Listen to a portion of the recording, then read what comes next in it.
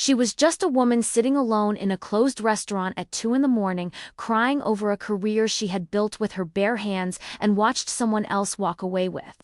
She wasn't supposed to be there. The door was supposed to be locked. The night was supposed to be invisible. But Destiny Calloway, a black woman who had spent 6 years being the smartest person in every room and the last one to receive credit for it, was exactly there in exactly that moment, when the most dangerous man in New York walked in and found her looking straight back at him. Jang Hyeon-Woo, Korean Mafia Boss. A man whose silence made grown men flinch. A man who had not been caught off guard by anything in 11 years. He looked at her and said, "You saw everything." She looked back without blinking and said, "I didn't see anything." And just like that, without knowing it, she became the one variable he could not calculate. He offered her a transaction, pretend to be his bride for 1 week. Convince his grandfather that the most powerful criminal heir on the East Coast was a man worth trusting with a legacy. In return, her debt gone, her freedom intact. She said yes because she had no choice. What neither of them knew was that before that week was over, she would uncover a plot to destroy everything he had built. She would be the one standing between him and the end of his bloodline. And he, the man who trusted no one, needed no one, and had closed every door inside himself the night his brother died, would ask her to stay. Not as part of the deal, as himself. But what happened in that kitchen at 4 in the morning? What she said that broke 6 years of silence open. That changes everything you think you know about power, loneliness, and who actually saves who. Before starting the story, comment down below where you are watching from and what time it is there. If stories of karma, love, and hidden truths move you, leave a like, be sure to subscribe to the channel, and click join to become a member and help our channel. She had not planned on being there that night. That was the detail no one would ever think to examine, not the men who swept the restaurant floor clean of evidence before dawn, not the lieutenant who filed the incident report with 3 names missing from it.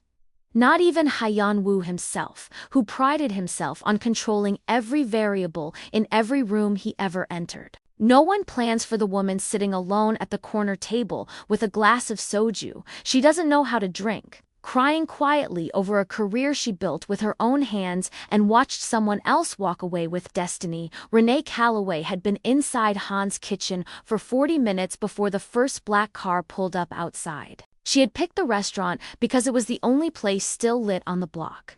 Because she had walked 17 minutes in the wrong direction after leaving the office. And because the exhaustion behind her eyes had stopped feeling like exhaustion and started feeling like something permanent.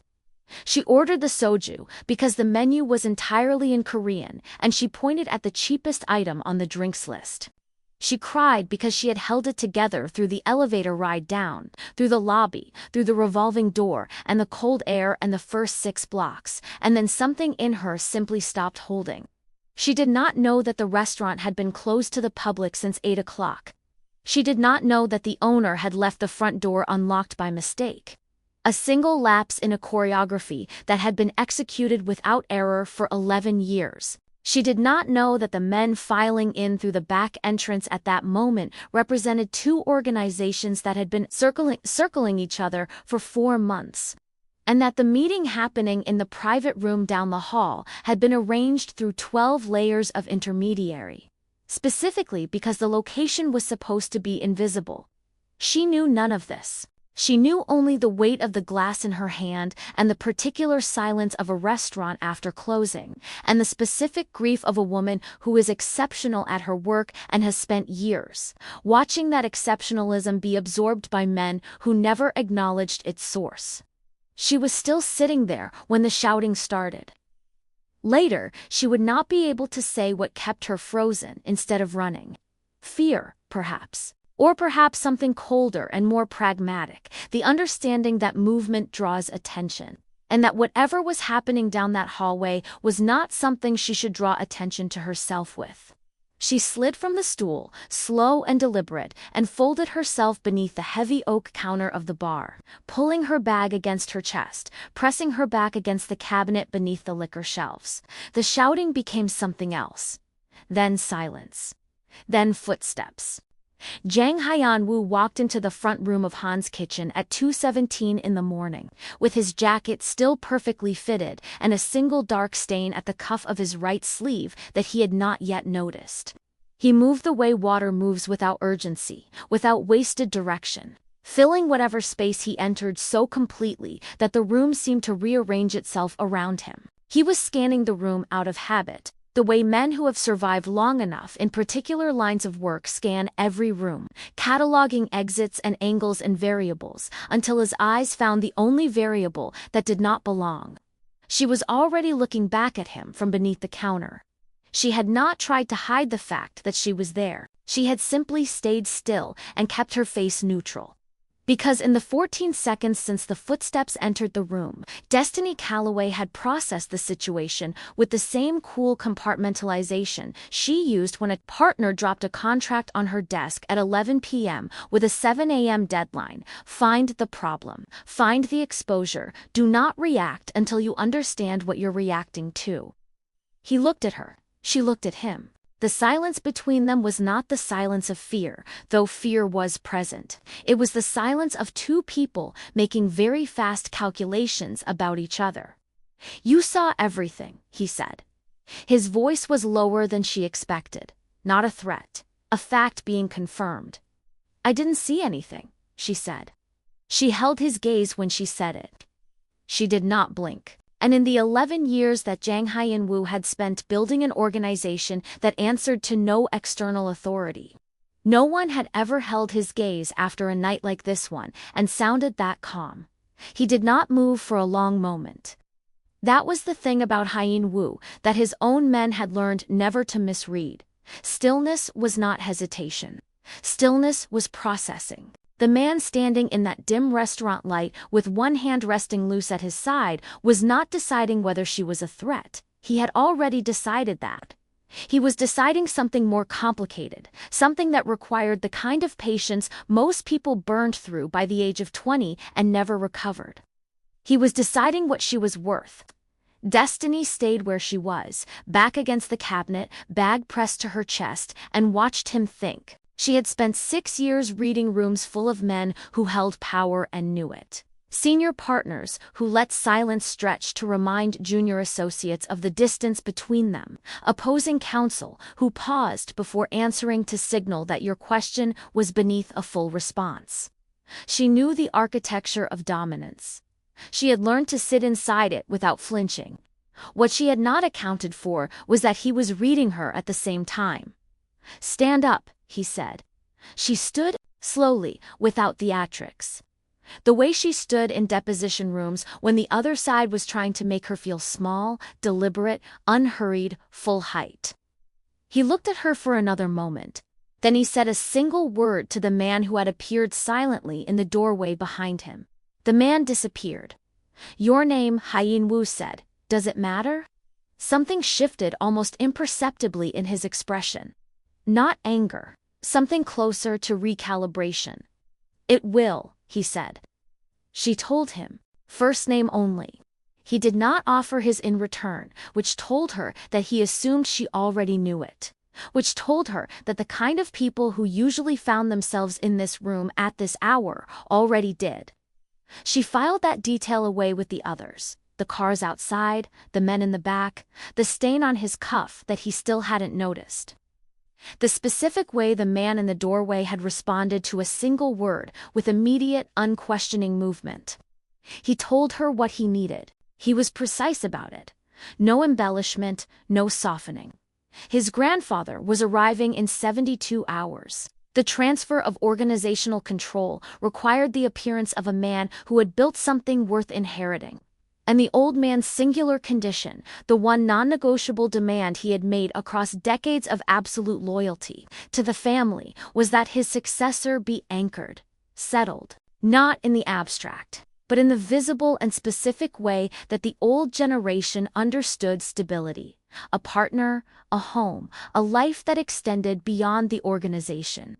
Hyeon-Woo had neither the time nor the inclination to construct that life authentically. What he needed was a woman who was intelligent enough to hold a conversation with a man who had survived 60 years of industry, composed enough not to fracture under scrutiny, and motivated enough by a concrete offer not to complicate the arrangement with sentiment. 1 week, he said. You will attend for events. You will answer questions about our relationship naturally. You will not volunteer information, and you will not ask questions in public that you cannot already answer. At the end of the week, you will sign a non-disclosure agreement and receive the agreed compensation. Which is, she said. He named a number. Destiny kept her face still. The number was her student loan balance, precise to within $300.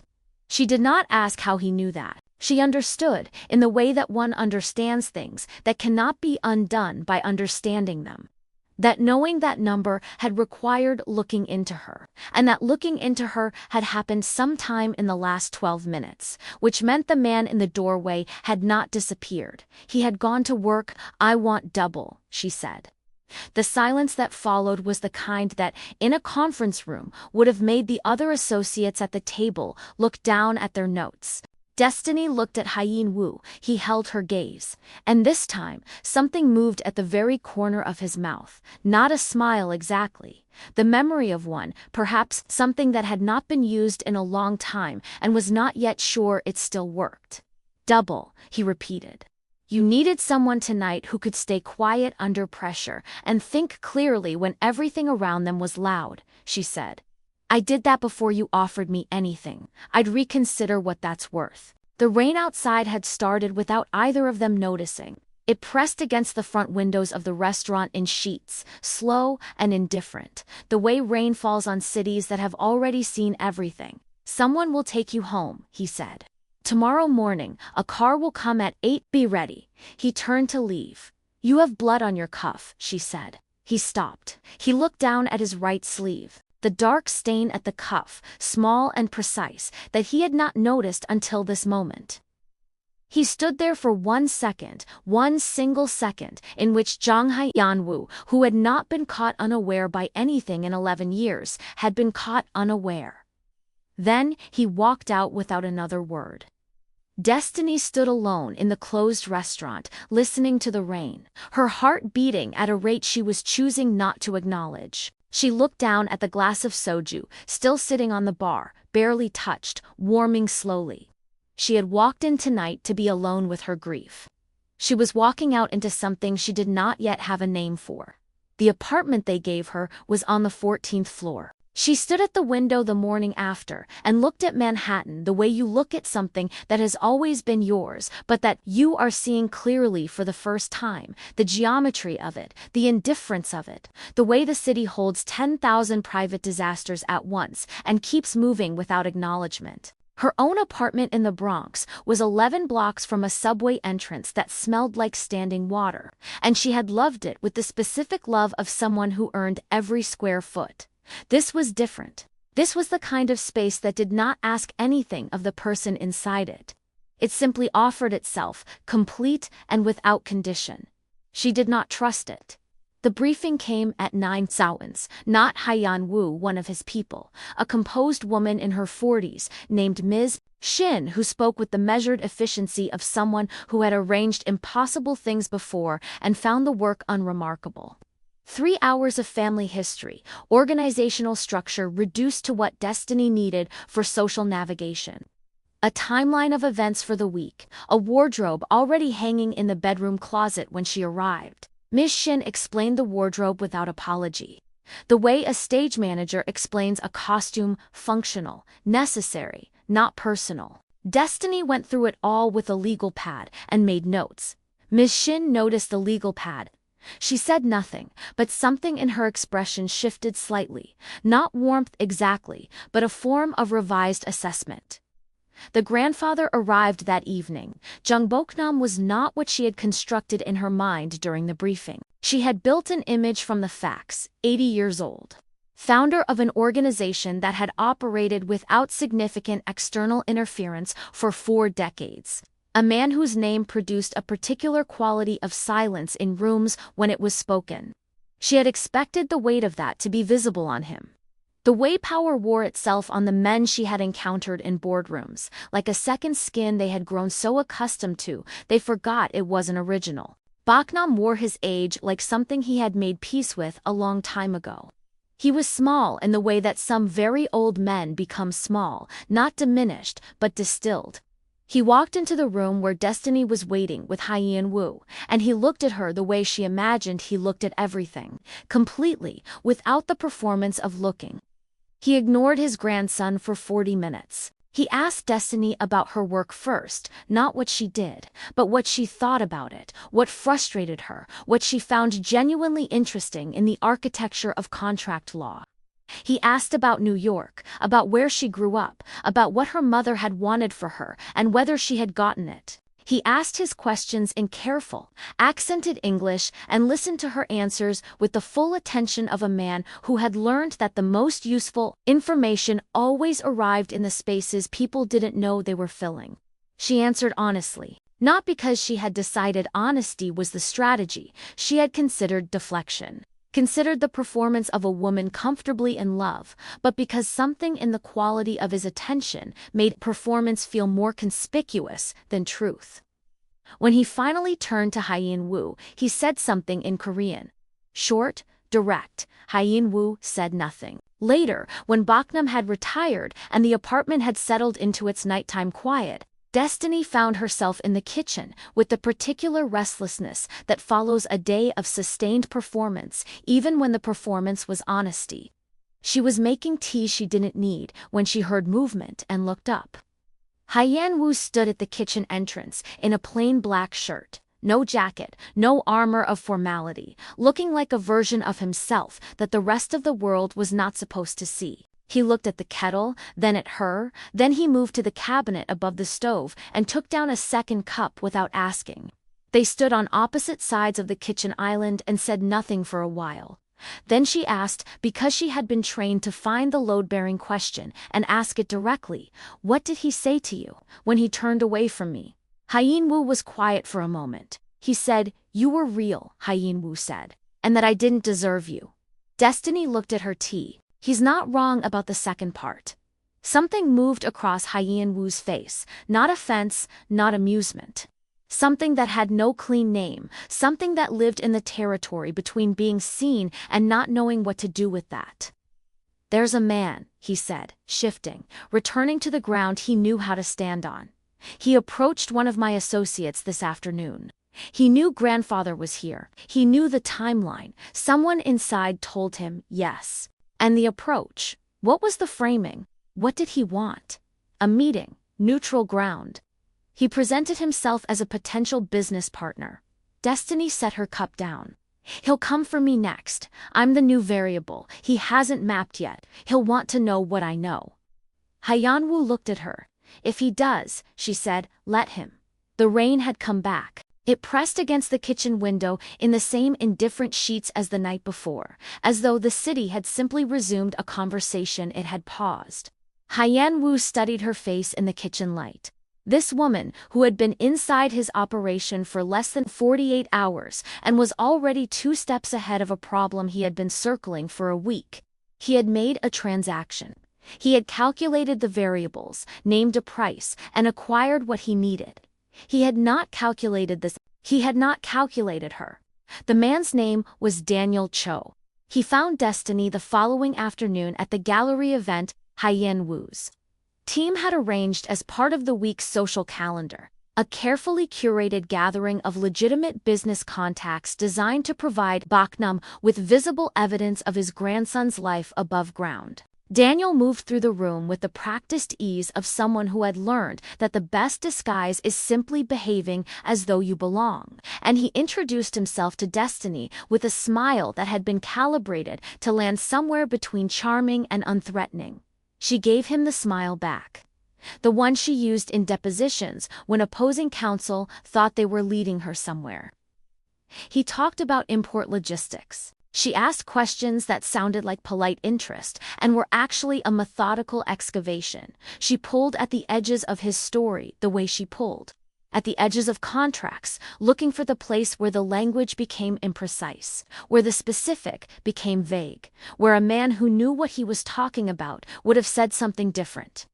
She found 3 inconsistencies in 11 minutes. She found the 4th when she asked about his offices and watched his eyes move left before he answered. She smiled at him one last time and excused herself to find a drink she didn't want. In the car afterward, with the city moving past the tinted windows in its usual indifferent way, she opened her bag and took out her phone and showed Hyeon-Woo the recording. He listened to it without expression, the way he received most information, processing everything, revealing nothing. When it finished, he looked at her. "You went into that knowing what he was," he said. "I went in knowing what I was looking for," she said. "There's a difference. You could have walked away." The week was almost done. She looked out the window. The city did what it always did, held everything and disclosed nothing. "I know," she said. He did not ask her why she hadn't. He was not a man who asked questions he was afraid of the answers to, but she felt the questions sitting in the space between them. Patient and present, the way certain truths wait, not demanding to be spoken, simply refusing to leave. That night, she woke at 4 a.m. to silence and the particular disorientation of a bed that was not hers, in a room that was not hers, in a life she had agreed to perform for 7 days and was now 3 days past understanding as performance. She wrapped herself in the blanket from the chair by the window and went to the kitchen because she did not know what else to do with herself at 4 a.m. in someone else's apartment when her own thoughts had become too loud for the room she was in. He was already there. He was sitting at the kitchen island with both hands around a cup that had long gone cold, looking at something on the counter in front of him. She saw it before he moved to put it away. A photograph, small and worn at the edges. 2 boys on a set of front steps somewhere in Seoul. One of them laughing, one of them serious in the particular way of boys who have decided early that seriousness is protection. She recognized the serious one immediately. She did not say anything. She moved to the kettle, filled it, set it on the element, and sat down across from him. She did not ask about the photograph. She did not perform sympathy or lean into the quiet with the careful choreography of someone trying to create a moment. She simply sat. Because she understood the way you understand things, that no one taught you, but that grief wrote into you early, that some people do not need to be asked, they need to be stayed with. He told her about his brother without her asking. His name had been Jang Hyeon-Woo. He was 22 when he died. He had wanted to study architecture. He talked about buildings the way other people talked about living things, with attention and affection. With the specific love of someone who understood that the spaces people inhabit shape who they become inside them. He died on a Tuesday night 6 years ago in a parking structure in Incheon, standing between his brother and 3 men who had come with instructions that did not include leaving witnesses. Minjin had not been part of the organization. He had never wanted to be. He had been there that night only because he had called his brother for dinner, and Hyeon-Woo had said yes because it had been for months since he'd seen him and he had been meaning to for longer than that. Hyeon-Woo told her this the way he told her everything, without excess, without the dramatization of grief that makes it easier for the listener to receive. Just the facts, laid down one after another, and underneath them the weight that facts accumulate when they are the kind you have carried alone. For 6 years, because there was no one you trusted enough not to use them against you, destiny listened without filling the silence. When he finished, she looked at him for a long moment. "I used to call my mother on my lunch break every day," she said. "Not because I had anything to say, just so she knew someone was thinking about her in the middle of the day." She paused. "She died 3 years ago. I still pick up my phone at 12:30, sometimes before I remember." The kitchen held them both in its small, honest light. "You carry everyone," he said. It was not a compliment exactly. It was an observation, the kind that arrives when someone has been watching closely enough to see the thing you do not advertise. You carry everything alone, she said back. Same tone, same precision. Not accusation. Recognition. Neither of them slept after that. They talked until the kitchen windows went from black to gray to the particular pale gold of a New York morning, arriving without announcement, the way mornings do, not asking permission, not apologizing for the night that came before, simply beginning. The transfer ceremony happened that evening. Formal, precise, attended by men who had been loyal to the Jang name for decades. Baknam sat at the head of the table and moved through the ritual with the gravity of a man who understood that what he was doing would outlast him. And when it was finished, he looked across the room to where Destiny stood slightly apart from the assembled group, watching, and he held her gaze for a moment with the expression of a man who had seen enough of the world to know the difference between what people perform and what they are. He nodded once. She nodded back.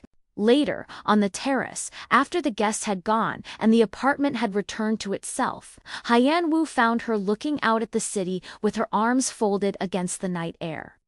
He stood beside her without speaking.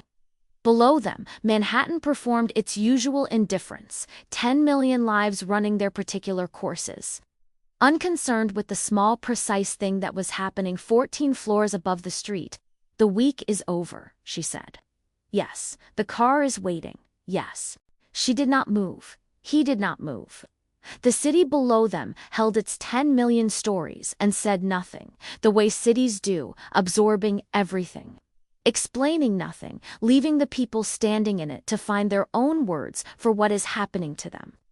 Boknam was right, Hyeon-Woo said finally. About the second part.